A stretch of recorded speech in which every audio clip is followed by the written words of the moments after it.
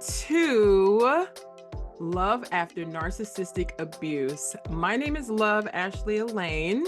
And I'm Intuitive Keys. Yes, and we have collaborated to bring you a safe and sacred space of vulnerability, healing, and affirmation to give you space to know and remind yourself that loving yourself and being in a healthy, loving relationship and partnership is so very possible. This particular episode is for my mommies. Yes, we are talking about the nuances of narcissistic abuse when it comes to motherhood, when it comes to our children. It gets messy, it gets a little crazy, it gets a little gaslit, right? Let's be honest about what happens in this space.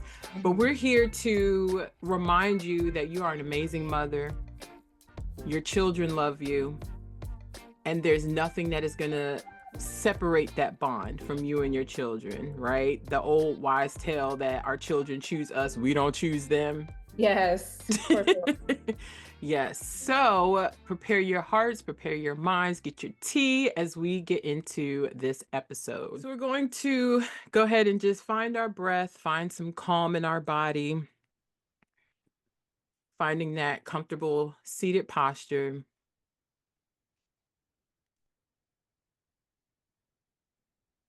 If sitting is not available to you, you can lay down. If you are driving, be safe, keep your eyes open, and engage in this practice when you have a moment to.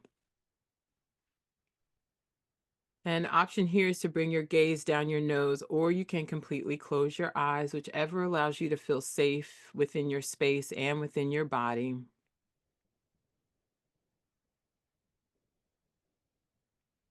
And just continue to breathe, locating your breath. Where does it begin for you? Does it begin in your chest? Does it begin in your belly?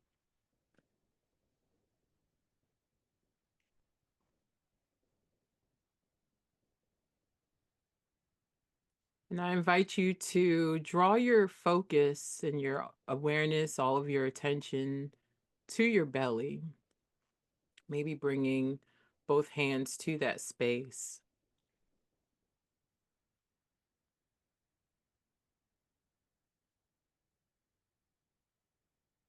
Reminding yourself of the gift that you've been given to be a mother, to be a woman, to be a portal, to create life. And even if you're engaging in this space right now and you're not a mother, you are still a creator.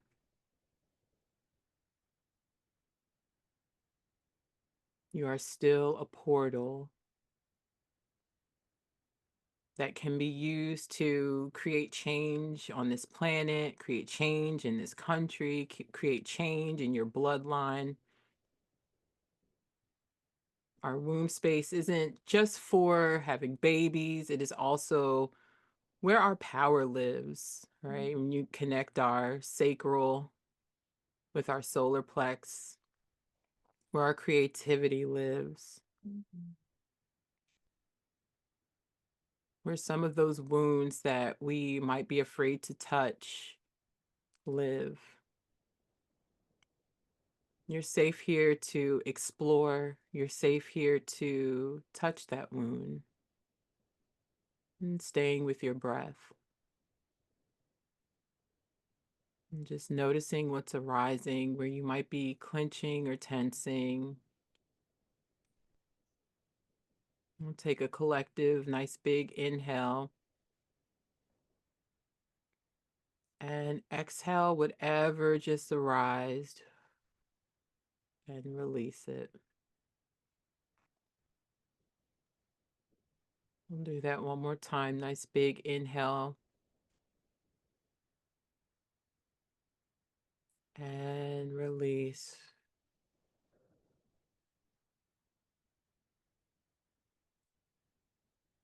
Last round. Nice big inhale, really collecting whatever has risen for you in that womb space, in your solar plexus that no longer needs to be, that no longer defines where you are and who you are, and whatever stories have been living in that space. On your next exhale, give yourself permission to let go.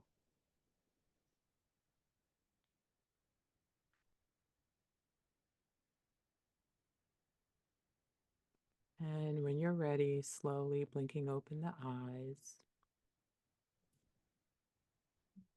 Hmm.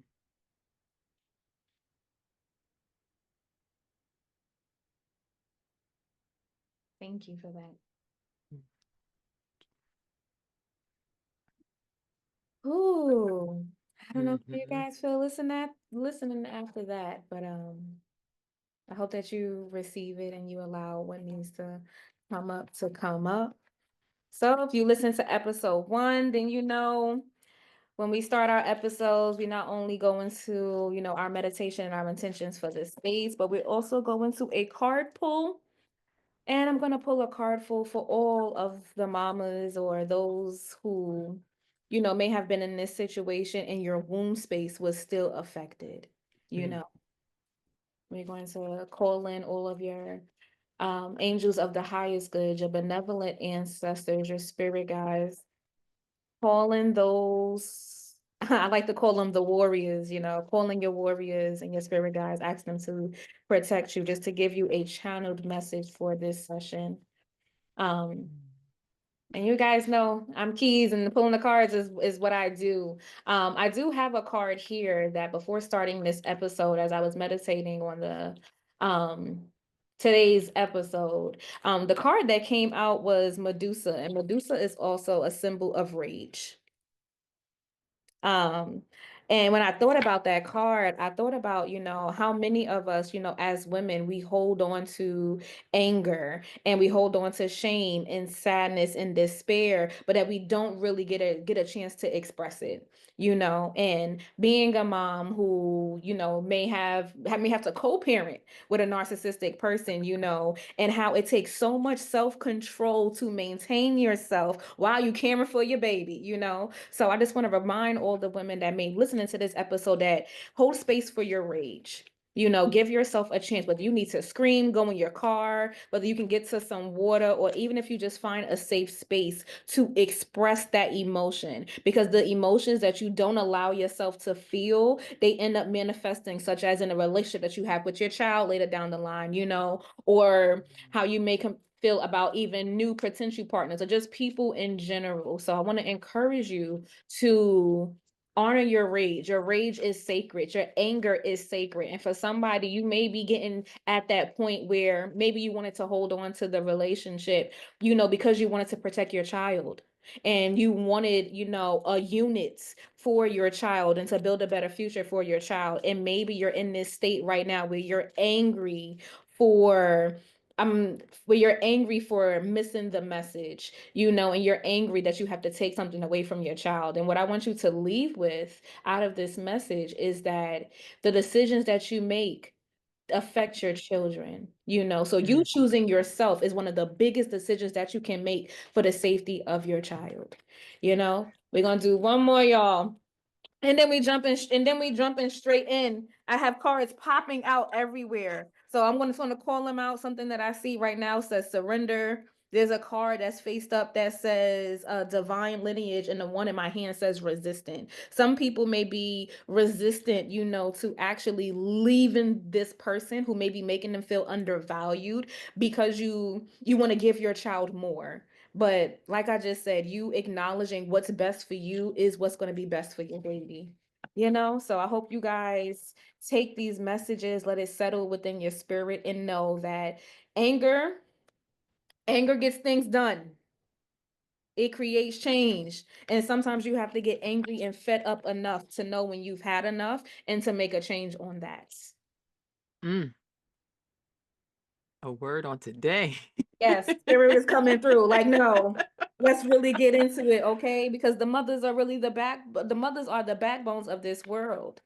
you know, Yeah. and to be in that space and having to parent, with somebody who is a narcissistic person, can be very difficult. I know, Ash, like you're a mom, Mhm. can you Mhm. speak more to that? Yeah, everything you just said is whew, I'm like, she in my journal again.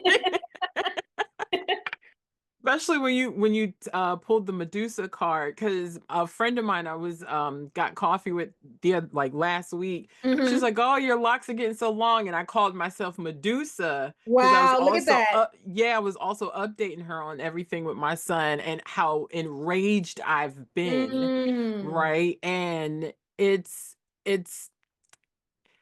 when you understand rage, when you understand anger, when you understand these emotions and give yourself permission to feel them instead of right. suppress them, that's part of the healing, right? That's part of the healing because it allows you, it reminds you of one, the love you actually have for yourself and the love that you have for your child, Yeah. right?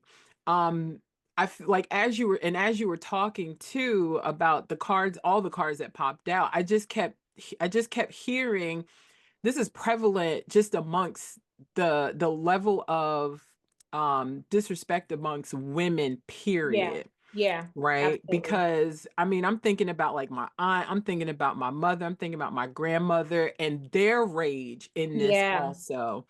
Right? And it's like when we think about like just in terms of like community programming and all of these things, it's like maternal and child health, Mm-hmm. right? It's coming back to why the mother child relationship is so important because we are their first love. We are their first relationship. We are their first home. Yeah. We are their literal first home, Yeah. right? Sense of safety. So, yeah, it's we're their first space of safety, right? No matter where we are in our awareness, lack of awareness, in our healing and our lack of healing, or whatever that looks like, we are our child's first home, their first sign of safety, their first sign of relationship, their first sign of love, their first sign of I'm in my like my nerd bag, that Maslow's hierarchy of needs, Mm-hmm. right?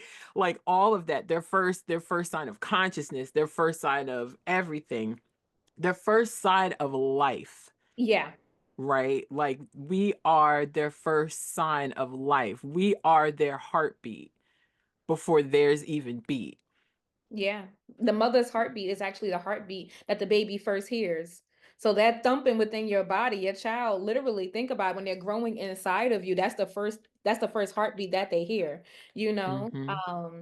And it's such a that mother baby connection is such a beautiful relationship that starts even while in utero. So what you may have felt even during pregnancy, let's say you was in your pregnancy, with this type of person, a narcissistic person, and everything that your child feels, you know. Yeah.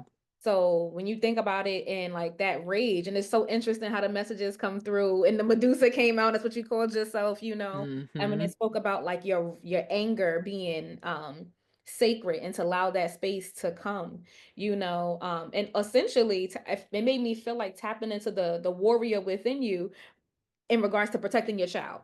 And if any Yeah. mammal, if you've even watched the Discovery Channel and you see somebody go after the cub, that mama, it don't matter what type of mammal she is, it can even be reptiles. That mama is going to come for you, you know. And Yes. sometimes you may have to get at some people for the sake of protecting your child. Yeah. It's never the male animal. Right, It's right. The never the mama bear, she's male. coming. It's Or that always the yes. mama. Yes, yes. So I share on my podcast, I did an episode in October. October, I always dedicate my podcast to Domestic Violence Mm, Awareness Month, um, and Miscarriage Awareness Month because they mhm. tie into each other. Yeah, One with my story, and two just so happen they both are during that month. right. And one thing I like when all of this started with me, I just kept wondering. I was like, I don't really understand what's going on.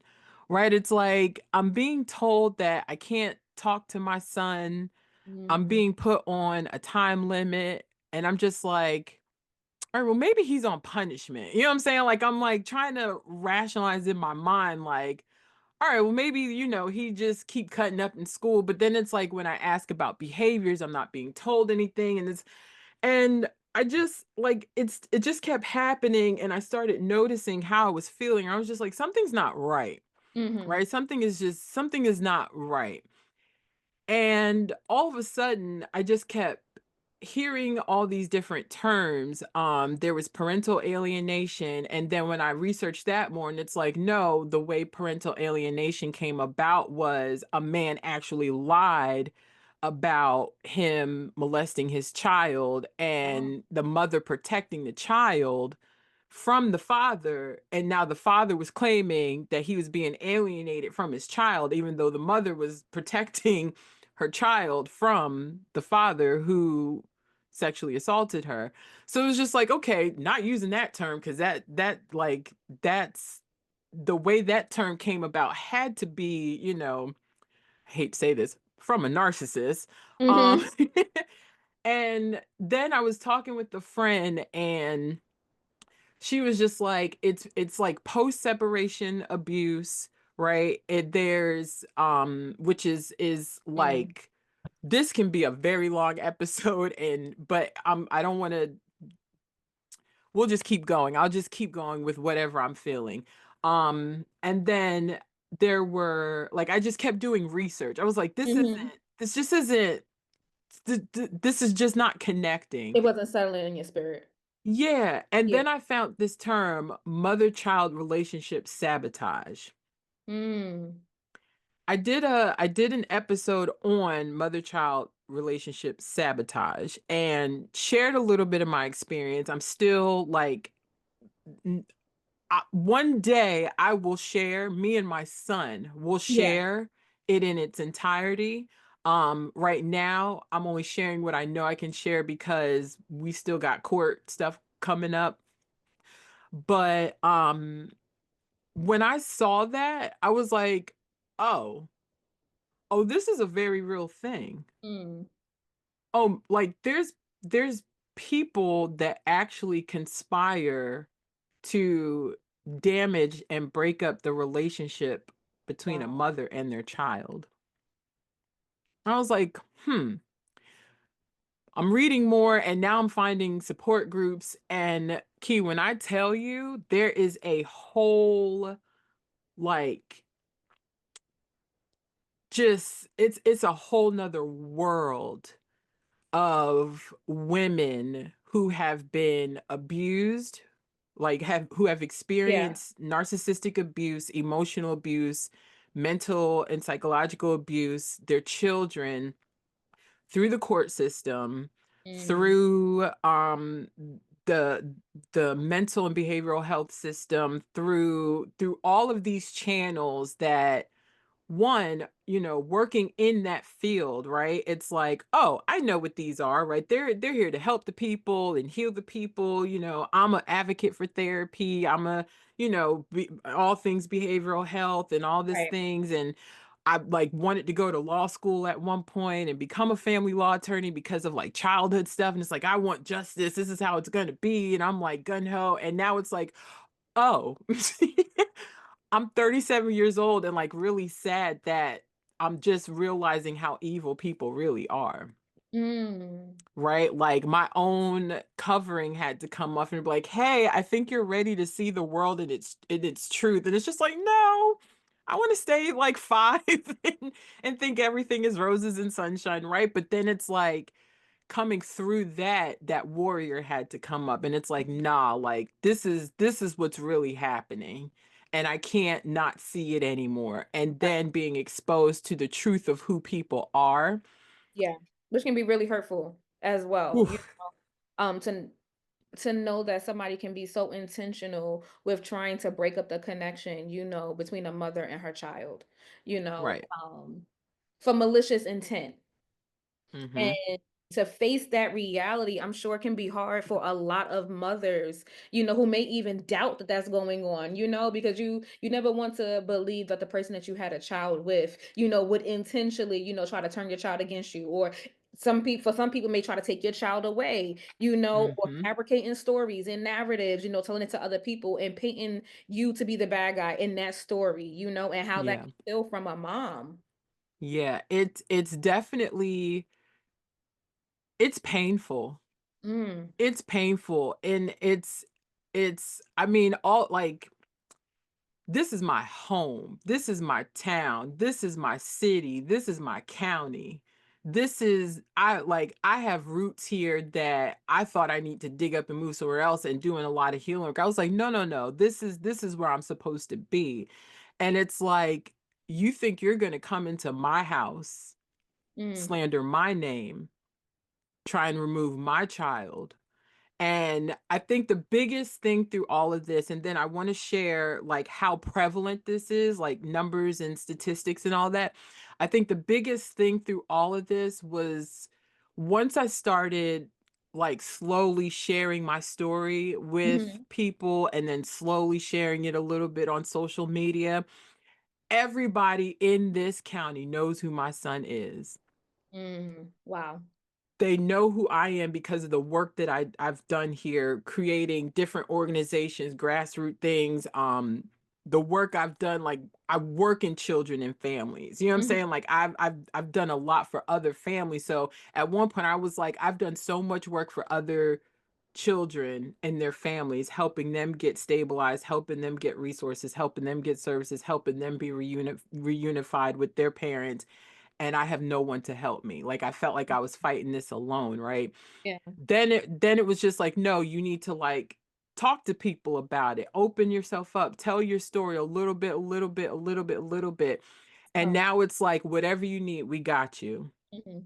Right? So if it's like a character letter or whatever, like whatever it is, I got you. So the support has been grand, right? And I posted something on my Instagram a couple weeks ago where it's like sometimes the prayers that we pray, we're looking for them to manifest one way when it's really like no, like God's blocking something from actually being like worse than it needs to be or Right. even happening, right?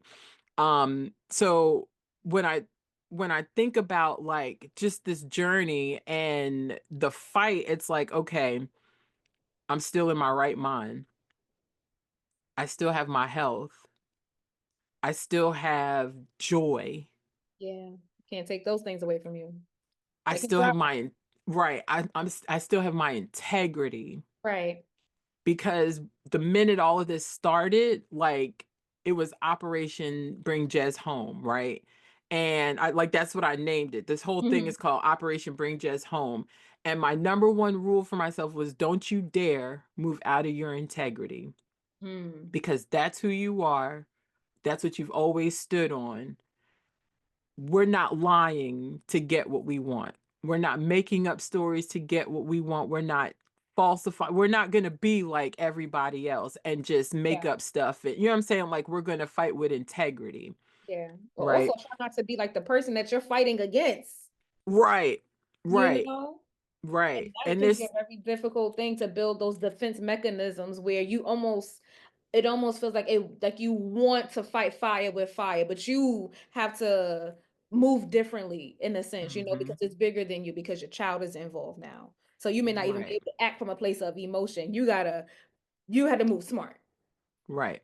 And I can't Right. imagine what that was like, even making a decision to tell your story more. I know a lot of women, especially women who, you know, have children are afraid to like speak up about what they're going through, you know, or who Yeah. may even be afraid of like going through the court system, you know, and having to break down those ideas of like essentially how they saw their family. So I can't imagine like what that process for you as a mom was like with stepping out of your comfort zone to even let other people know what was going on and speaking about it. Yeah. And it's hard because there's so many the gaslighting, right? Like, Yeah. as much as we don't want to admit to being gaslit, it happens, Yeah, that's very right? true. Like it happens. Like, and I never want like don't tell me you can't be gaslit until you step in the shoes of actually being gaslit. You know what I'm Yeah, saying? Like, and then there's so many other nuances of how this story even like integrate, like there's so many other pieces to it to where it's like, okay, was this my fault? Did I do this? What did and it's like the self-blaming, right? And one yeah, thing me and my therapist is always working through is you don't have to fall on the sword, right.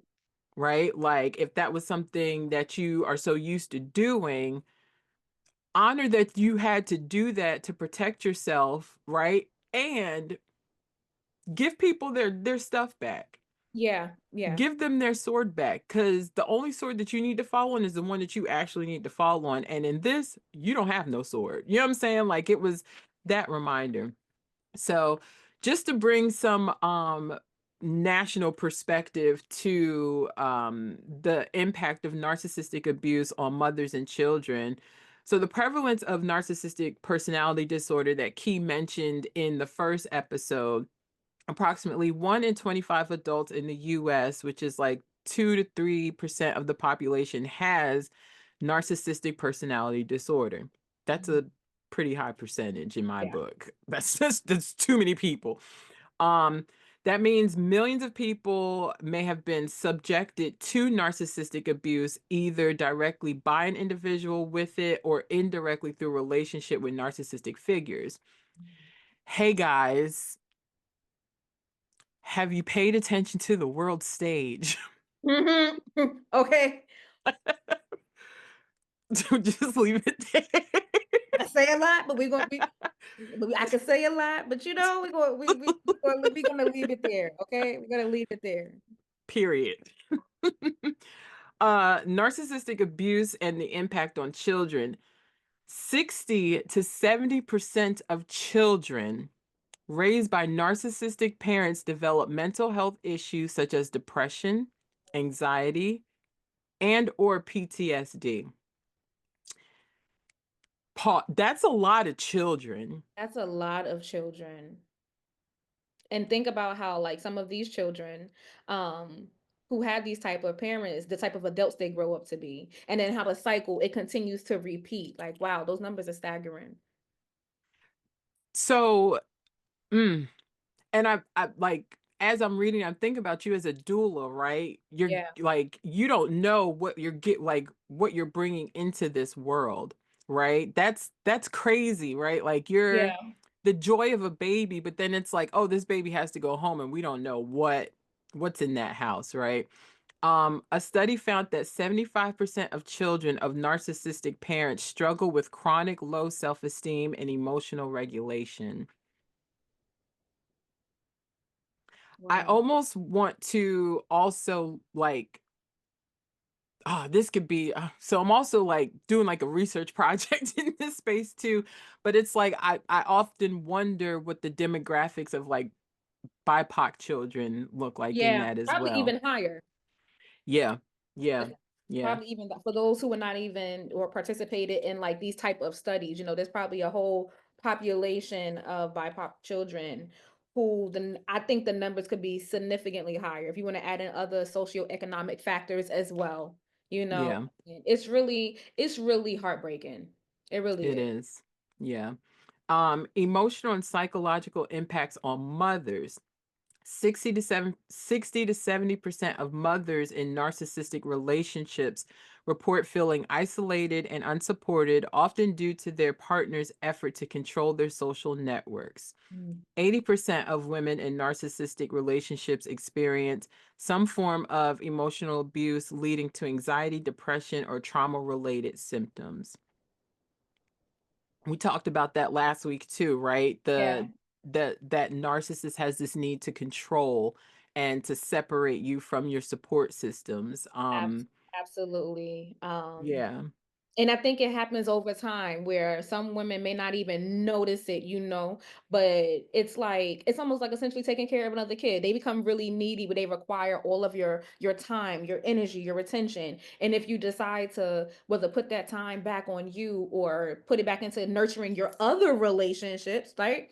yeah, They almost get offended And when your heart is involved and you love this person, you ultimately want to show up for them. So you don't even realize how you missing out with certain events or not, nurturing other relationships or your friendships around you until one day you look up and you are very isolated and you can't call nobody, or you feel guilty or bad for not reaching out or possibly being Yeah. a good friend to somebody else because this person has taken away literally all of your energy and placed it on them.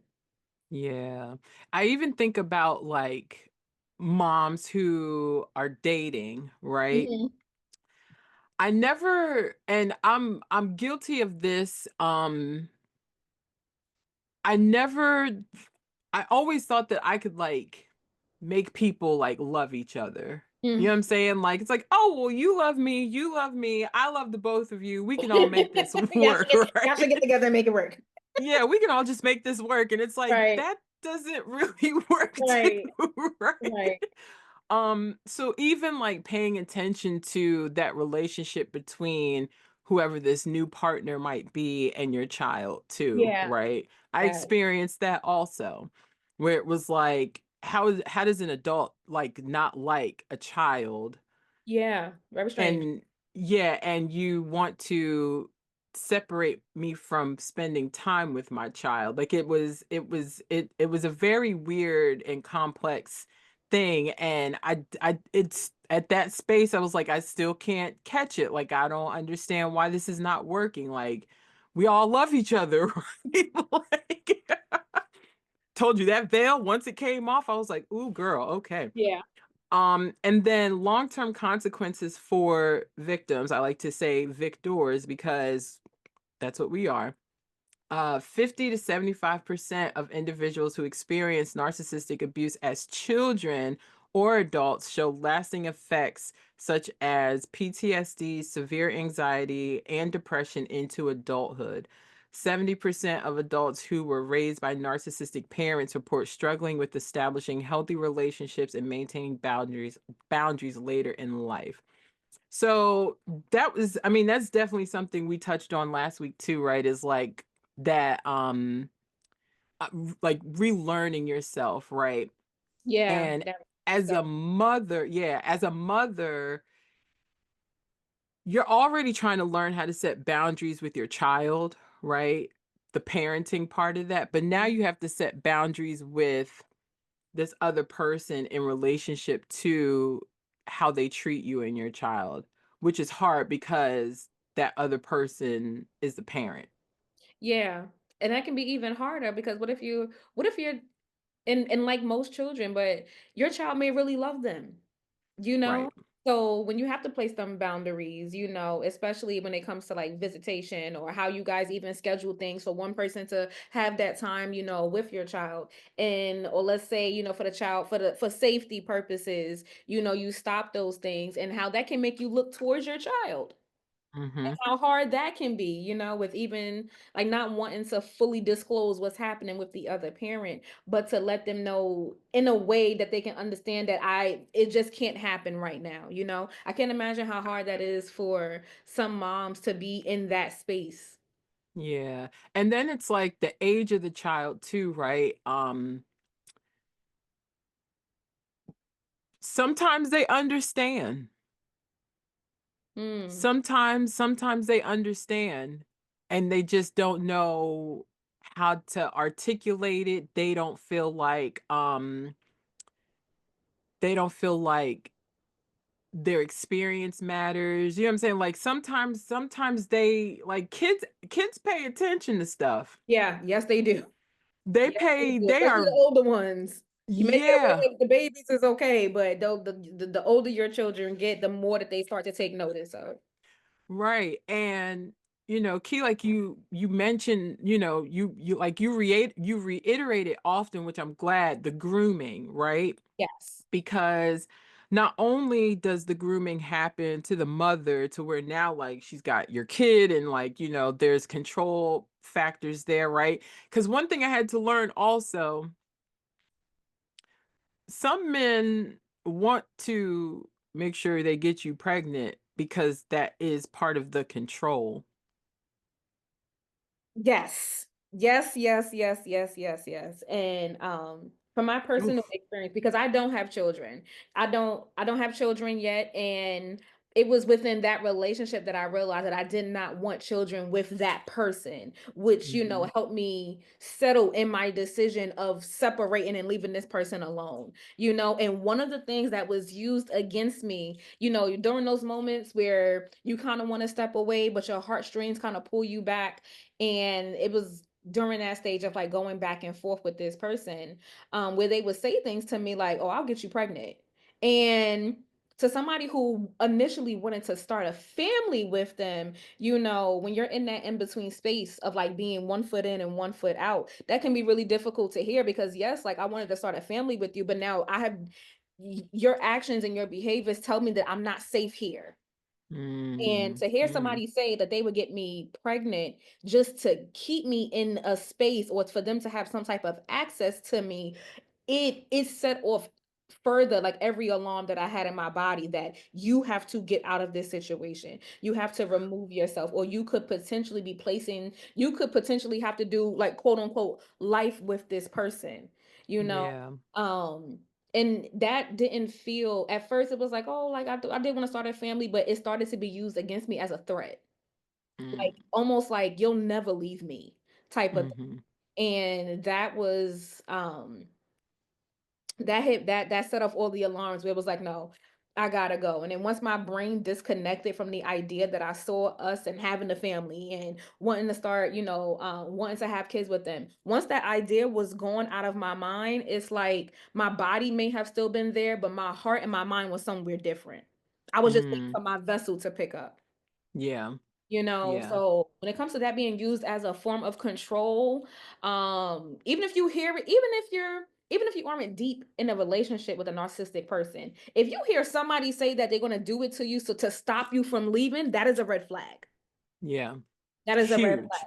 Because they're not, they don't want to go into it with the mind frame of let's do this together, let's be a family, let's build like a legacy together. They are going in it under the intention of, if I do this to you, now you have to deal with me, you have to talk to me. Now it's almost like they want to own some sense of you, Yeah. Mm, and when it comes to the moms, I give you guys so much love. Because I know that a lot of moms may even question their decision when it comes to, like, yeah, you love your baby, but having to stay in contact with somebody else, and the amount of work that you initially have to do on yourself first, whether you're still connected to that person, or divorced, or just like not talking to that person, the amount of self-work that goes into like rebuilding yourself, in the midst yeah. of still momming, Mm, is mm, such a difficult process that I've seen for some mothers, and for the mothers who are able to come through and to push through that, and to get to such a place of being like grounded. And I give y'all so much love. Like it's not enough words that I can get out within this time, within this episode, that can truly express how I feel about the courage, the bravery, the strength, the willpower, the mental yeah, fortitude that goes into having to love yourself enough to leave and still show up as a mother, you know? yeah, yeah. It's hard. It's a lot. Because at some point, right? Because being a mom is already like, ooh, I don't want to spend $20 on these jeans, but my baby needs like $800 worth of clothes, but not Yeah. really. I just feel like I need to spend that money on them, Yeah. right? But then it's like at some point mothers have to learn like what self-care really looks like, right? What taking care of ourselves really looks like. And um I think at one point we may have like even chatted about this before, but it's like we haven't had those examples just as women, what it looks like Yeah. to be a rested woman, what it looks like to be a productive woman that's not hustling and moving and Yeah. like part of this grind culture, right? A So free it's one. like a free woman, my God, right? Like it's like trying to mesh, what does this new version of womanhood look like, and how do I intertwine that into mothering also? It's a whew, it's it's hard. It's Yeah, it hard is. because what people think mothering is, it's like you got to have your kids 24/7. You got to do this with them all the time. You got to sacrifice yourself. You got to, sacrifice this dream. You got to sacrifice that. You got like everything is your kids, your kids, your kids. And it's like, but if I don't take care of myself, they ain't gonna be good. Right. They won't even have you, you They know? won't have me. Yeah. Yeah. If I don't, if I'm feeling the shift to start eating different and it's going to cost me a little bit more money, then that's not going to just benefit me. That's going to benefit him also. You know what I'm Right. saying? Because that's like adding years onto my life. That's adding something shift, like a different dynamic in my health, a different dynamic in his health, a different dynamic in the household now, right? No more snacking. He might not like it for a while. Teaching him better, teaching him better habits Right, right. So, and that then it's start with like, you. right, right. Because now we start to look at, okay, why do you want to snack all the time Yeah. outside of you being however years old and all the kids love Takis? You know what I'm saying? Mhm. Like, why do you want to snack all the time? What now is disrupting you internally that you need space held for, right? Because if I'm not able to regulate and notice those patterns within myself, how can I notice it in my child? How can I help my child through that? Yeah. Right? To be the generation shaker, mover, breaker, all changer, all of that. It has to start with how I mother first. And before before it starting with, before it trickling into, before it becoming how I mother, it has to be how am I as a woman, as a person, not even just a woman. How am I as a person? Yeah. How am I taking care of my personhood so that now as a mother it's no different, it translates into mothering, so now those protective factors are there for him, right? So moving into like claiming your autonomy as a mother, because one thing about narcissistic abuse, child, they gonna tell you every way, every which way, you are a horrible mother. You Call don't you do out your name, nothing, you're gonna be everything but a child of God. Okay. everything but a And child of God. and for moms, what they do is they attack your motherhood. Yeah, You know, yeah, and for somebody who maybe still like and coming out of being under the control of a narcissistic person, or just from listening to the stories and the narrative they try to like imprint, within you. Um, yeah, you mentioned last week, yeah, you mentioned last week how you start sharing like your story with yeah, people, with, well, not with people but with this person. yeah, They try to bring that old version back and say, well, that's who you really are. right, You're not a good mother, like this is who you really are. And it's like, if that's what you thought, then why are you here? Why would you, yeah, right? It like play their game, right? It's like, oh, well, if that's who you thought I was when I shared that, then why did you stay? Why do we have a kid together? Why do we, whatever that is. But even like you sharing that last week, right? It's like, oh, that's the narrative they want to hold on to and use against you now. So now it's like even them trying to take an old version of you and pin it up against who you are as a mother, because yeah, they see that you're an amazing mother. yeah.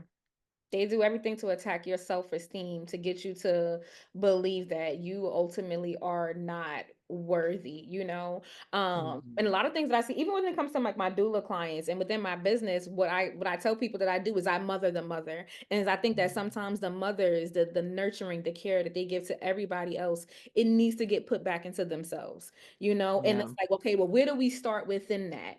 And it's like when it comes to like reclaiming your autonomy, is claiming your autonomy to me is just like getting back in the driver's seat of what's happening. And yeah, to do that, sometimes you have to make some very hard decisions, but just because it's a hard decision doesn't mean that it's not the right decision to make. yeah, And yeah. being Those hard honest about decisions. and the reality of the situation.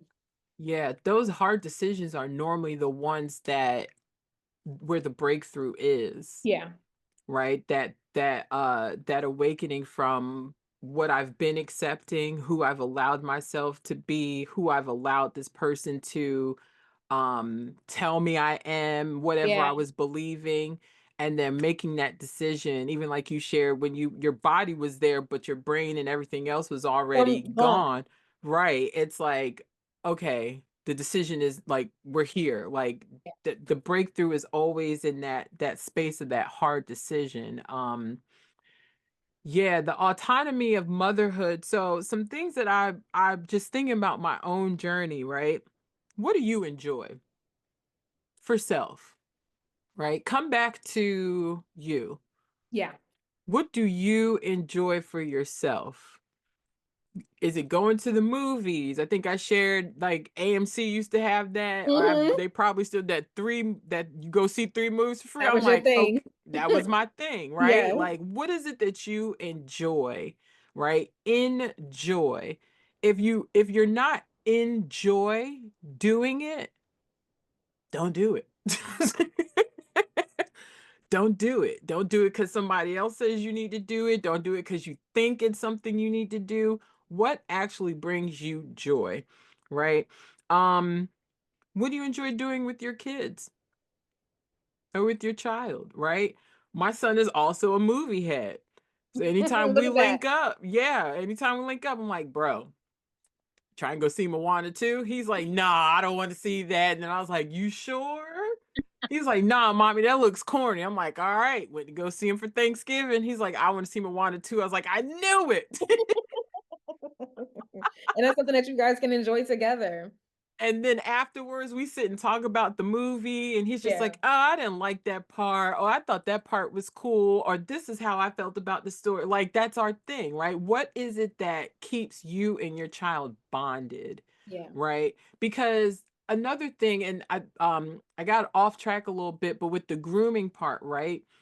That other parent, depending on the age of the child, and this says a lot, in my opinion, this says a lot about how that parent thinks about your child, will start grooming the child, Mhm. will start telling this child whatever narrative they want to tell, right? Will start um giving the child what the child wants, right? The bribery and all these Yeah. things, right? They will start grooming this child to believe whatever narrative they want, right? So, and just for that was difficult when I realized it was happening Mm. because now I was nervous to be around my own child because I didn't know, okay, like, is he going to remember, our Right. relationship? Is it like, how is he going to be with me? Like, I'm nervous because I don't know who's What's been happening in the saying other what to household him. and not with you. Right. I don't know Right. what he's being told, how it's being perceived, all these things. And then even like when I went to Cambodia for a little while and came back. Uh-oh, we're back. Sometimes when spirit starts getting They moving, shut it down. They that shut means we right where we need to be. it We are electric right now, okay? Yes. The spark is flying out into the universe. But we're Yeah. back. But coming back to what you enjoy with your child, right? Another one, remember who you are to them. Yeah. Remember who you are to them. That grooming process that I was mentioning, there's this thing in child development, those core memories, right? You have created core memories with your child. Yeah. Now, only you are responsible of what those core memories you created with your child are, right? There was a moment where me and my son would talk and I'd be like, "Oh, you remember when you were younger and I took you up North Jersey and we went to this Thomas the Train thing and you had like he had the little hat and there was like this big like this long train Mhm. and they made the first one Thomas the Train." And he was like, "I do remember that." Like at some point, he was told things to block out the core memories that were created between him and I and his birthday is on the time right now. Wow. Yeah. Yeah. Wow. That is those core memories, as you were saying that, it made me think about this movie that parents can possibly use for those who like movies. There's a Disney movie, I think it's called like Inside Out. And what it does Mm. is it explores human emotions and gives them personalities. I think this is a great movie for parents to watch with with their children, especially those children who may be affected by having another narcissistic parent, just to Yeah. help them identify what they're feeling. But in the movie, they talk about those core memories and how they get almost like put in the back of the mind, Yeah. how like the small, like maybe like a sight or a smell or something that stimulates your senses can bring up those deep memories. Um, Mm-hmm. Yes, and even when it comes to the cord aspect of it, when you think about your child being in utero, they were once connected to you through the umbilical cord because your body grew what's called your placenta that nourishes your baby. Mm-hmm. Even when your baby is born and they cut that cord, there's still a spiritual tie there or ethereal cord that you still have with your children where you guys will always be connected. Mm. So it doesn't Always, matter yeah. what somebody will try to do, um to try to break up that relationship, as long as you stay true and your child knows who you are as a person, because eventually children grow up and you start to see your parents for who they truly are. So it may be difficult in this space, but if you're still loving, even if you are building those healthy communication skills, with your child, and helping them process their own emotions that they may be feeling, you may have to do some reparenting, or when the child come back into the house and things that they've been told. But it really takes you to be upfront, with your child, and to really ask them, to really get really, I want to say raw in the sense, but to really open up that safe space for your children to share. And for parents of littles, like maybe your kid is small and they can't really articulate, what's happening. It's just reinforcing, mommy's here, this is a safe Yeah. space, and nurturing that. So that when they get to an age where they can share, now you really know what's going on. But that cord is something about that mother baby cord that is so sacred, where you can be apart from your child and still know what's going on, or you can almost feel them. And I think women who have been pregnant they talk about experiencing what's called like phantom kicks, where the baby's Mm-hmm. already here, but you can still, some part of you still feels pregnant, or you still feel those kicks, or when it rains, you could still, feel some type of sensation that reminded you of being pregnant. So just know that it doesn't matter what the enemy tries to do and how they Ooh. try to sabotage that relationship. What's divine is divine. And as long as you stay true to who you are and create that space and that bonding time with your child, your baby's gonna know who's who, you know? Yeah. Yeah. I actually pulled up me and my son's birth chart Yeah, together that's on the cool. pattern app. And it said that we're here to have a good time. I was like, that makes sense. Yes. And your children are also teachers. Yes. Oh, So maybe you didn't build boundaries with that narcissistic person, but now you're being forced to, because now it's bigger than you and you're taking care of your child and want to protect your child, even if it's from the other parent. But it's yeah. forcing you to do those things that you struggled with before. So your child ultimately, if almost like it forces you to grow. Yeah. And Definitely sometimes it did. takes your baby to do that. So Mm-hmm. for the moms listening, like even when it comes to who you had a baby with, just know that that Yeah. child divinely chose you to come down here. Mm-hmm. They call them, it's a book out. You can find it on Amazon, y'all. But it's called Spirit Babies. And it basically says, like, we all start as spirits, and our children ultimately know who they want to come down with. They know Yeah. which mother they would like to come through. Sometimes your children will lead you to certain people just to carry out a mission that they have here in this earthly realm, even if that is to teach you something about yourself. Yeah.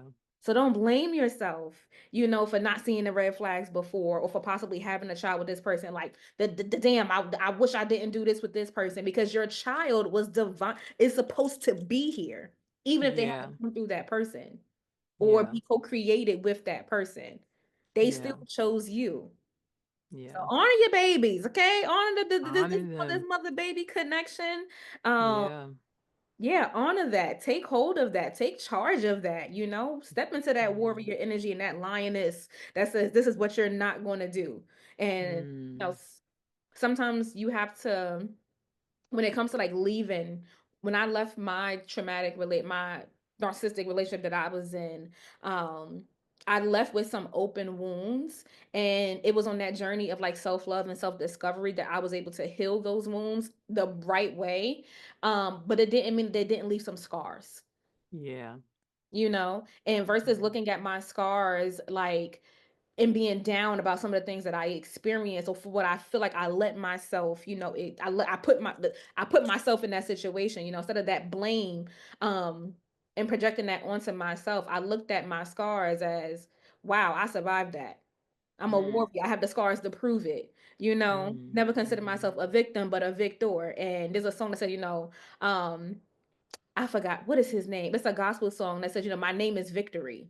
Hey, hey, hey, hey, hey. One of my songs, okay? It says my name Ah, my name is Victory, and you claim that over your mm. life, moms. Like so My that name that is is your name. Victory. Yes, like my name is Victory, and I was like, I'm not Mm. gonna view myself as a victim, I because just this got situation chills. wouldn't be put on my path if God didn't entrust me to overcome it. Ah, and that's ooh, spirit. Oh God, you are present. That's where I am right now. Mm. That perspective shift Yeah. of God, thank you for trusting me. Ooh, Yeah. oh, whoa. Mhm. If another language come out, I'm sorry. No, let it flow through. Let it flow through. This is how spirit works. You was It's given this situation ooh, because God knew that you would be able to overcome it. And spirit literally knew that yes, it's gonna leave you with some scars. However, the person that you were going to be on the other side this oh this this this my. situation is also a part of your purpose. Yeah. Oof. It's a Mm. part of your purpose, and speaking about it and freeing yourself from it or gathering up support, and even if it's in regards to protecting your baby, you're also protecting yourself. And he The gave this version, battle to you. girl, the lump in my throat right now, Spirit is on me. It's like spirit is on me. Hold on. Hold on, they cause on me. The spirit is on me. it's thick in here, right? Like the version of who I am now, Key. Yeah. Sometimes I can't even recognize her, but I love her. Yeah. Yeah. And I wrote this the other day. I was journaling. I journal my prayers. Mhm. I just say, God, thank you for trusting me with this storm because you trusted the person, the woman that I needed to become to endure Wow. it and be on the other side of it for whatever is next. For whatever is next. Like moms, I'm telling you, I have my the chills.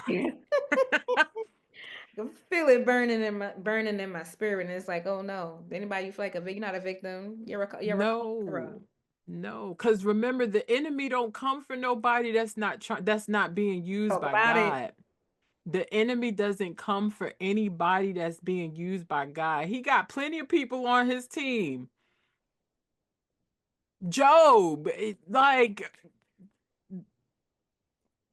They say God gives his strongest battles to his toughest soldiers. Shabasi. Mm. The toughest soldiers. Why? Because he already knew that he already knew that he would bring you through the battle. And they said that the battle was not yours. You're fighting against something bigger. What really helped me when it came to leaving that abusive relationship was recognizing that I wasn't dealing with the person. It was an entity. Hi, yeah, yeah, yeah, yeah. It was It's an spiritual entity. war. It was a it Oof. was it's you see what I'm saying? Like I think Girl, almost got narcissism it. is spiritual. It's okay. I don't know Yes. how we got here to my listeners or to people who We may be here. following us, but this We let's get into it, okay? Because mm. I have viewed, and this has really helped me even within my spiritual journey because to tell my story when I left that relationship, while I was in it was when my spiritual awakening started happening. It's when my gifts started coming online. I've always been an intuitive person. I was a highly sensitive kid. I am highly empathic. But this relationship, it triggered the rest of me to come online. So when you talk about those blinders and your eyes really being open and those glasses flipping open, that can be it can be a really tough process to go through because it's like, what is happening? You feel like your world is shattering. But sometimes you have to break down to break through. The only Mm. way over it is through it. Oh God, you And I are was like, okay, present. God, so Mm. what is this? And it's like, I'm not sending you, it's beyond the person. Look at the Yeah. There's Yes. a spirit there that's trying to keep you down and depressed. That's talking about you and your body. Somebody who said that they love you and the vile things that they can say to you to make you feel about yourself. And even when it Mm. comes down, to motherhood, for somebody to attack your motherhood, for somebody to procreate with you and then attack the very vessel that brought this child through, that is an entity. Yeah. Oh. It is an Mm. entity. It is the spirit of this person. Mm. Think of this for my churchgoers, or even if you're not religious or spiritual. Think of that person as Goliath, and think of yourself as David.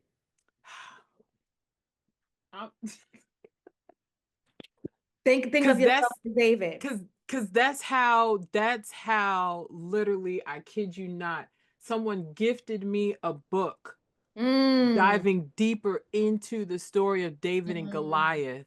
Wow, wow. Yeah, spirit is on me. Wow. I gotta finish it, but it was like, I like, while all of this was going, right before we started that first court proceeding, Wow. I have just finished a book my pastor wrote called Your Purpose is Calling. Mm. And he referenced a book that someone gifted me Wow. on the actual, like, depths of David and Goliath. Wow. And the very thing that's getting me through is remembering it's not you, the human, it's the Hmm. entity that has come into your body that you have allowed in. Yeah. That is so, just as much as God uses people, the enemy uses people too, Yeah. right? And again, with the story of Job, God told the devil to pick Job because he knew that Job wouldn't fold. Mm. He knew Job wouldn't fold. Everybody wants to talk about the Job story, right? And how he Mhm. lost everything. But everybody forgets he got everything back tenfold because of his relationship to God, because of his relationship to the God within himself, because of his confidence and his faith, and understanding that he's protected no matter what. He did Yeah. those sacrifices to protect his children, Yeah. to protect his house, to protect himself, to protect his wife, and Yeah. still got tempted. Oh, not tempted, still got tested, Yeah. still lost, and got everything back 100-fold, Yeah. Ooh. right? Ooh. I got goosebumps. There was a meme.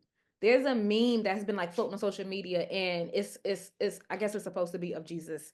It just it has this long hair guy, and he's this is little girl in front of him, and she's holding he has a big teddy bear behind his back, and the little Mhm. girl is holding her teddy bear, and he's asking her to hand it over to him, and she's like, "No, God, but I love it." Not Mm, realizing that there's something bigger and better waiting for her as long as she hands over what she has right now. And it really makes me think about how we can get caught up sometimes on like doing the hard thing, making the hard decision or the right decision, even despite how it's going to make us feel, and how yeah. doing the hard thing, and God, if God said it's already yours and he's already promised you these things, that walking through that door, walk opening up that door and deciding to walk through it, that everything that you have lost will be returned back to you. And I think that that is the true walk of faith. Y'all, if I could, any moms listening to this, when they said, even with this, with being intuitive keys, and still being like Rakia Chantel, That Mhm. relationship is what pushed me into speaking about my spiritual gifts because it triggered my gifts to come online. But it was really through spirituality and being able to, understand like the lessons that I was learning at the time and the journey of Mm. self-love that it took me through. Because that is how I was able to get over, by recognizing, okay, I attracted this type of entity to me, and then I had to take it back and get like, let's go back to the root. What attracted me to this person? And then I realized I still have Yeah. some wounds from childhood that I didn't go through that process of healing that childhood trauma. So in my adult Mhm. relationships, I started to mimic and choose relationships that reminded me of people who were supposed to take care of me and the wounds that I had from them when they didn't come through. So that relationship ultimately showed me how to love myself. And it Yeah. told me you have to, it's like God's way of saying, I'm going to take you through this. And yes, it's going to shape you and it's going to mold you. And it may break your heart, but I am showing you who and whose you are. Whew. I need you to love yourself, and love yourself so much means that it's gonna hurt you for now, but the person that you are going to become after this, the walking in her purpose, being able to help Mm. other women rebirth themselves and come through this portal, from those who have experienced narcissistic relationships, emotional abuse, emotional trauma, healing from generational, wounds, or wounds that we carry over from our mothers, our Our grandmothers, grandmothers, those who yeah. walked before us. That's called ancestral trauma, that we carry. And when you think about so many women, especially like, back in the days where the husband was like, or the man was the sole provider, how many of them were in traumatic relationships and didn't leave?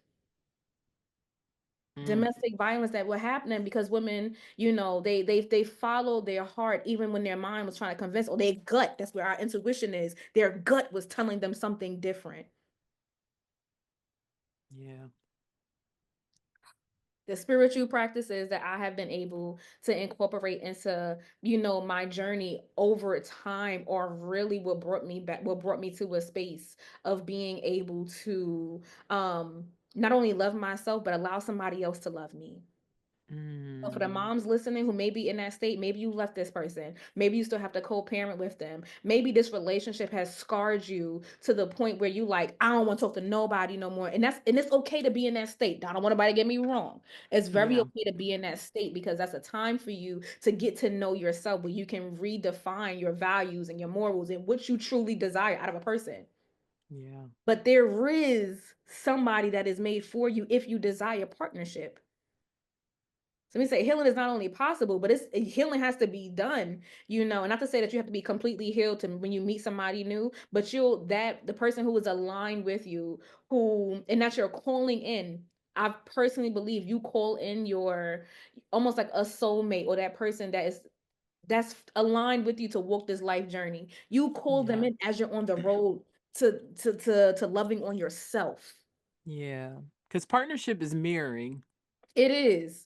Yeah. No, it is, and I've spoken to some moms before. 'Cause I told you guys like I'm not a mom, but to be around to hear other mothers, say, they like almost as if being in that relationship can convince you that you are unlovable, or like you're Mm. damaged goods because you have Yeah. a kid, or they will try to convince you, oh, nobody else gonna want you because you got this kid, or they'll even attack your weight, they'll attack your looks. It's all to make you think less of yourself. Yeah. It's a lie. From It's the like, girl, I pits of promise you, hell. there's men out there who will do it. Love you and your Right. babies, you know? Mhm. Um, yeah. I think building like a supportive network really helps. And for those moms who are out there, maybe this episode has triggered some things for you thus far. And you like, you know what? They on to something, but Mhm. we're here to let you know and create the space to let you know that there's support out there. Yeah. you know so Ashley, within your experience, like, I know you said you started sharing your story. Did Mhm. you participate in any like support groups, or I know you said that I think you mentioned that you're still in therapy, yeah?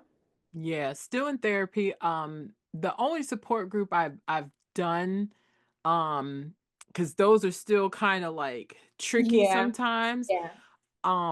was when I had the miscarriage. Mhm. And that one was, I mean, it was for BIPOC women, right? So it was. At that time, I was not only just grieving that miscarriage, I was grieving my partner at that time, Yeah. and the abuse with him, and my son had just went to go live with his dad. Wow. So A it lot. was it was a lot of, grief, Yeah. especially around mothering, right? Because it's like, great, I just lost 2 kids. Yeah. You know what I'm Yeah. saying? It's like now I'm like, ugh, now I'm gaslighting myself where it's like, am I even supposed to be a mom? I can't hold this child. This I can't hold that child. Like all it I was a wreck. Um but that support group held space for me to be able to grieve all of those experience Mhm. at the same time, and move through them.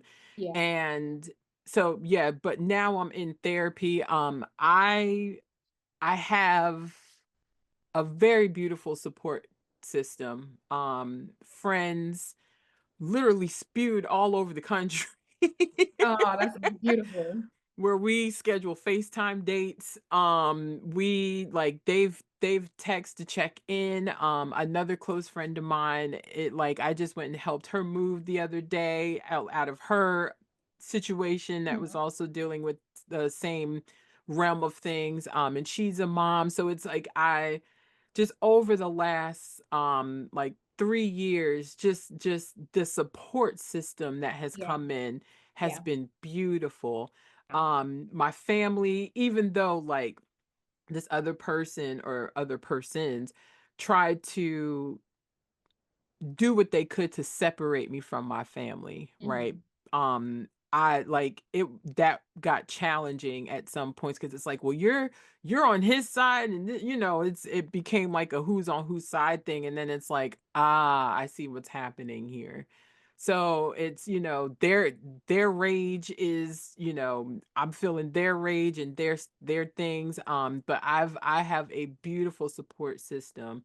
Um yeah, that's what's holding me. And then people from sharing my story and continuing to put it out, sending me messages and DMs and everything. It's like, how can I help? We're Mhm. praying for you. We're so it's like if prayer is all you got, I'm here for it, right? If you want to go grab a cup of coffee, I'm here for it. If you like want to help with some of these fees, I'm here for it. Nice. We need Right. those. We like those. Yeah. That's a So blessing. yeah, What a blessing. your support system is gonna make a world of difference. Cause as much as I have my days where I feel like I'm moving through this by myself, Yeah. there's moments that pop up that remind me I'm not. Yeah. Yeah. Yeah. I think having a support system, it also, I feel like it creates like a level of safety, with Yes. knowing sharing my story has been freeing in a sense. And I've also, what I realized I did was when I first left, I didn't tell anybody. Like people knew I left my relationship, but they didn't know why. And I didn't share Mhm. my story until years afterwards. And I've had somebody like, why wait till like now to share it? And it's like because now I'm such in a healthy place. I'm in a healthy relationship. I'm healthy within myself to be able to go back into those memories. Because it used to be really hard. And I've kind of started to disassociate after leaving, you know Mhm. but telling your story and then realizing that like I'm not alone in this, and I think I've seen it on a meme one day, but your story can also be somebody else's blueprint or the light that somebody else's need, or it's something to let them know that one, they're seen. I hear you, I see you, I understand what you're experiencing right now. And it may be different, but I've been saying, sis, I've been there, so Yeah. having a support system is so beneficial to you when you are navigating this type of relationship, y'all. Therapy. I feel like people in therapy are in therapy to deal with the people who don't go to therapy. Yes. So therapy has been, and I didn't go to therapy afterwards, not until some years later. Once I did this decide to start dating again and then realize I was holding on to some fears and some things and some relationship trauma within my body that was preventing me from really like receiving or even being open to exploring relationships. That's something I really wanted, you know. Mhm. But having a therapist or a mental health support, that can, even some type of spiritual counsel or spiritual support, somebody who does not know you, that can truly be able to reflect some things back to you, you know, or to cause you to go like deeper levels within yourself, is so beneficial, and it'll be so helpful to your journey through self-love, self-healing, even on your spiritual journey. Get one. Like, even Yeah. if you are okay and you're good, if I can send you some resources, anybody out there, feel free to reach out. Because there's support out there, and therapy is Mhm. just a safe space for you to go and unravel and have some things reflected back to you so you can continue to affirm yourself while you're on your journey. You know, Yeah. those groups, whether it's a sister group, support group, therapy, your sister friends, the Mhm. people who have been able to travel through these experiences with you and hold that safe space with you, they're almost like the safety net that's created, you know? Yeah. Um and it can also make you feel like you're being held and that you're being loved, and almost like you're back in the womb, you know, as you essentially like Mhm. mother yourself through the process. Yeah. Yeah. Because you also want people that are going to remind you of you, Yeah. right? Like there were moments where I just forgot about any and everything I've ever done, I've ever, created. Just, I like, it like there was a moment where whatever was being said, I was just like, oh my gosh, this is who I am. Yeah. I am, because of whatever that present space I was in. Yeah. And then all of a sudden it's like, when you're talking to certain girlfriends, or like even my grandmother, my hype woman, right? She's like, you've done this, you've done that, you wrote this, you wrote that, you've been here, Yes. you've She done more reminded you than, you're still that girl. yeah, it's like you've done more than, some people in the family have. And it's just like, oh, You're right. gotta That do a was little hair me. flip real quick. Like, oh, I forgot. You know what I'm saying? And it's Yeah. like you got to remember too, like, and we said it last episode, the Yeah. narcissist is, there's jealousy Yeah. there also, right? Yeah. They're jealous of the relationship you have with your child and the closeness, and but some of that is just naturally because your mom, you gave birth to this child, you can't change that.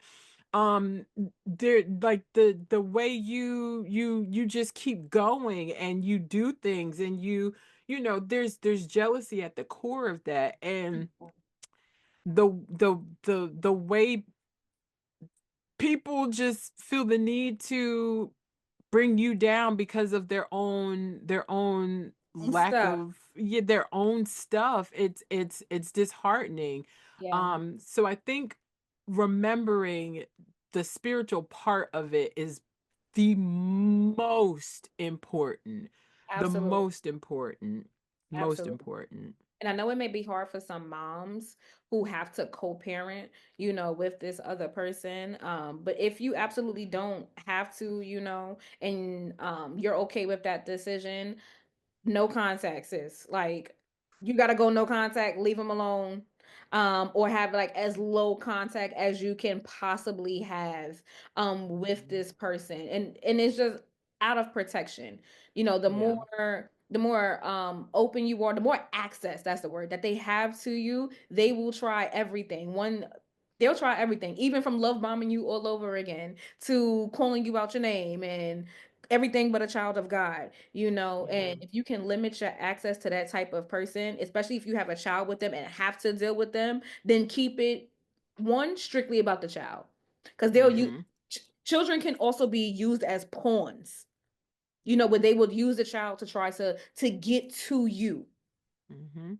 you know. And to avoid all of that, if you can, it's like saying like stay away, to recognizing this person is no longer safe for me to speak to, and it just strictly has to be, you know, about what's in my child's best interest. So Yeah. it's gonna come with some solid boundaries, even with yourself, when you may feel Mhm. like especially for those moms who haven't gone into who haven't separated or may still have some heart ties and some, some feelings towards this person where it's like, you want to text them, you want to reach out, or oh, I wonder if they miss me, or even if you decide, even if you may feel like you're missing this person, which is normal sometimes. It's Yeah. normal, but reminding yourself of why you made the decision, or you're making the decision that you're making. Yeah. Yeah. If you can, block them. If that's not going to work, because we got the little nails, then keep it strictly about the child. They want to talk about something else. Okay, let's Don't focus on respond. this. Mm-hmm. That is one of the ways that you can also protect yourself. Yeah. And you set that communication boundary, right? If it's only through text, make it only through text. If it's Yeah, only through email, make it only through email. If it's don't call before XYZ time, yeah. you got to stick to that too, right? Even Even having a if mediator. right. There's parenting apps out there. Some of them you might have to pay for, some of them are free. Get into that. I know there's like My Family Wizard, right? Where everything goes through that app, right? And some of That's these, really helpful. yes, some of these apps, they start picking up on the tones of voices too. They pick up tone Wow. through the text message, right? So protecting yourself means I might have to do a little extra. I'm gonna have to be uncomfortable, a little bit, um, to really create space for me and my peace for my child. Because at the end of the Absolutely. day, you deserve to have peace. Absolutely. And when that starts getting disrupted, then now that person has put themselves at the forefront where they want to be. Yeah. Release the You guilt. deserve, yeah, your child deserves to have peace. Absolutely. Release the Yeah. guilt, moms. The guilt that you may feel for having to put these things in place, and just always bring yourself back to why you're doing this. You know, Yes. um, even though I don't have children, I did experience that, like, self-blame of like feeling like I put myself here, or even being guilty, or having those feelings like, well, damn, what could I have done differently? And Hmm. I had to stop myself and even build a boundary with going no contact, which was really hard, even though I started to like hate this person. There was something still in me that wanted to talk to them, and having the boundaries with myself to be like, nope, this is why we're doing this. Remember, Yeah. this is why we're doing this. You can't keep experiencing the same things over and over. So, not feeling guilty for making the best decision for you and reclaiming your peace and your joy. If Yeah. anybody Girl, I needs it, had the a mom is moment like needed. that today. Yeah. I had a moment like that today. I was like, let me go talk to Chat GTP. Should I text this person?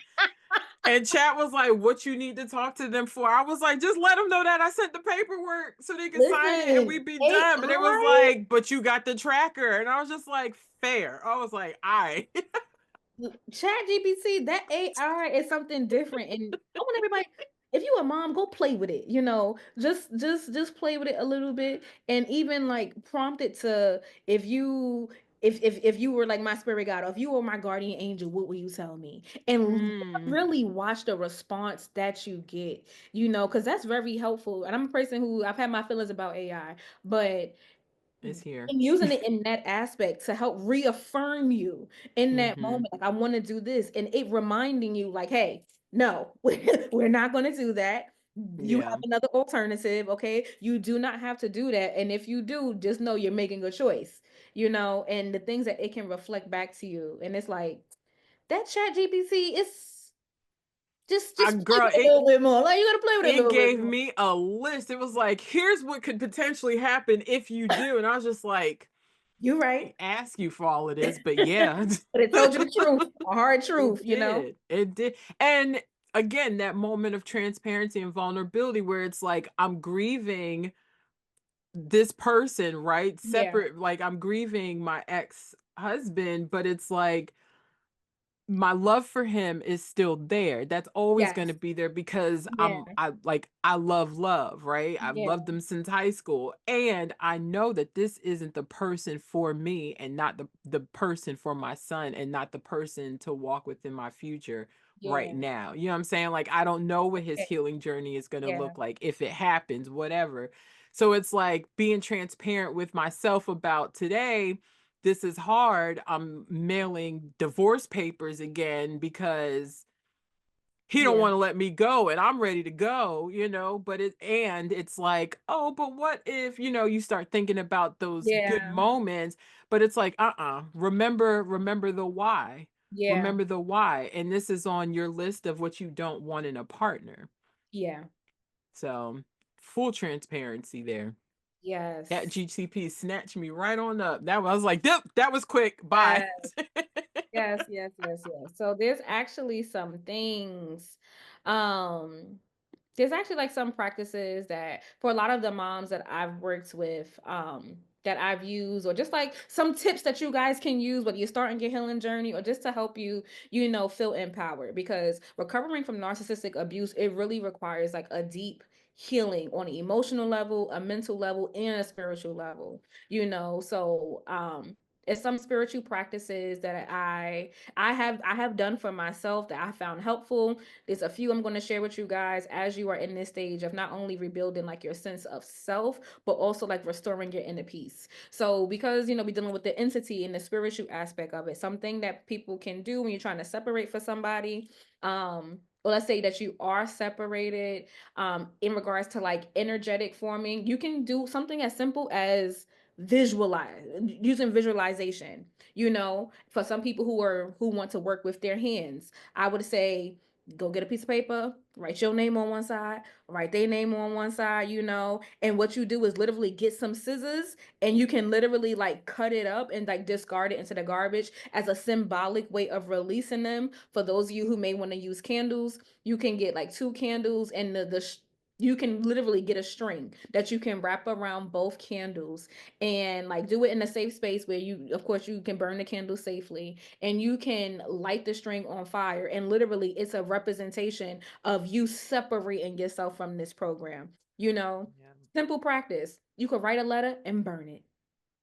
Get Mm. out all your feelings, put it down on paper, and then what you can do is you can, why am I raising my hand? Look at Spirit saying, like, yes. I was like, wait, how did that just happen? Spirit said, mm-hmm.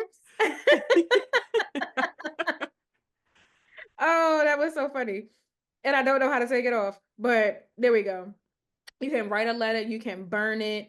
You can do some grounding techniques, which is simply going for a walk, or you can go outside sitting in some grass, whether it's connecting back to the earth, and feeling grounded. For some of you, you may want to go sit near some water. If you can Mm. get near a water hole. Water is a we are set our human bodies are composed of 70% water. So whether you go in there to cry, whether you are soaking more in a salt bath and you're literally visualizing yourself separating from this person. Affirmations that say, I am safe, I am grounded, I am whole.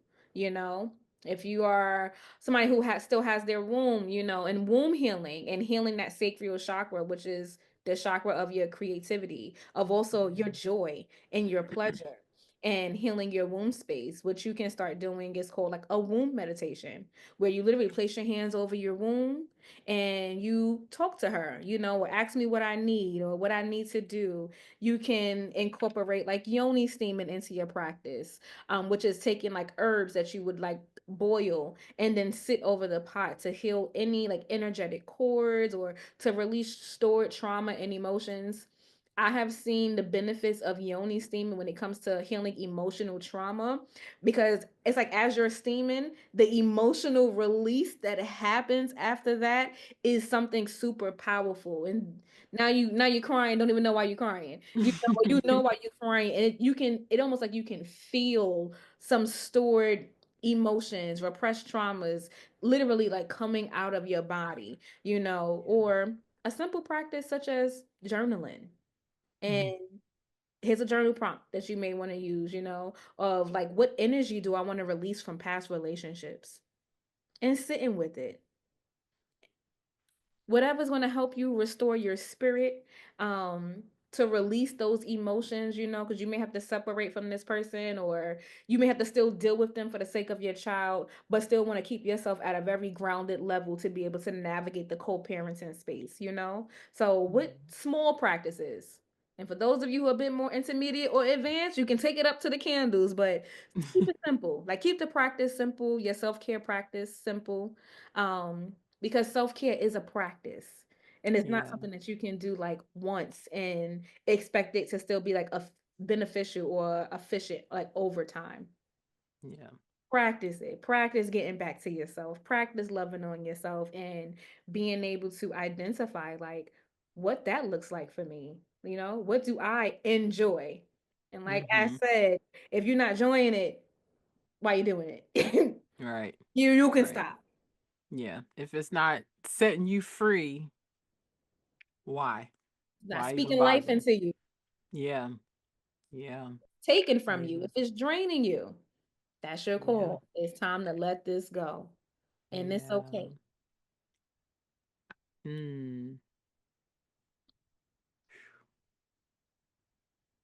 That was Yeah. fruit. This was the Spirit came through in this one. They had all type of things happening. They didn't cut the camera off and cut it back on, and then they came in the room like boom. Yes. Yeah, yeah, yeah. I hope this has really been fruitful, really been a blessing. Because this conversation is a little difficult because I'm in the thick of it, and it's also reminding me, like he said, of my purpose, right? I'm a communicator, I'm a teacher, it's all in my chart. Chiron is all in my chart. Oh, So that I wounded like, healer. yes, I am the wounded healer, and I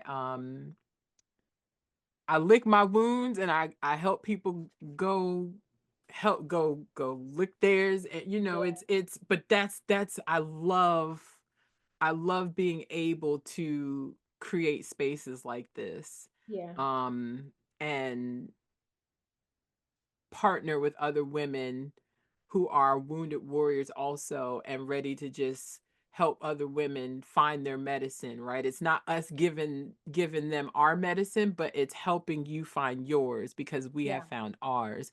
um yeah, and just reminder, Key, I love how you said the experience showed it showed you mhm, your powers, yeah, your spiritual self, all of that, your gifting. um a lot of reframing, right? Like mhm, reframing is a gift.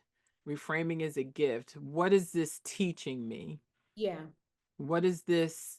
What version of me is what version of me needs to now come forth, yeah. right? Yeah. Wow. I love y'all for free. Yes. If I'm gonna leave you guys with this affirmation. Journal it, write it down, but place your hands like over your heart and over your womb space to receive your affirmation. My spirit is free and my heart is whole. Mm. My spirit is free and my heart is whole. I love you guys. Mm. I thank you for sharing this space with us. Yes. We love you all. Tune in next week. Yeah, tune in Next week's next episode, week. I think we're talking about self-love. We really gonna get down to the nitty-gritty. I got some juicy things I want to talk about when it comes to loving on yourself, what that looks like, but really Yeah. making it a practice. So I'm Yes. Yes. Ooh, I want to talk. Yeah. Okay. Yes, I'm ready for next week. excited. All right. We love y'all. Be well, be safe. Take care of yourself. Take care of your babies. And we will see you next week. Bye.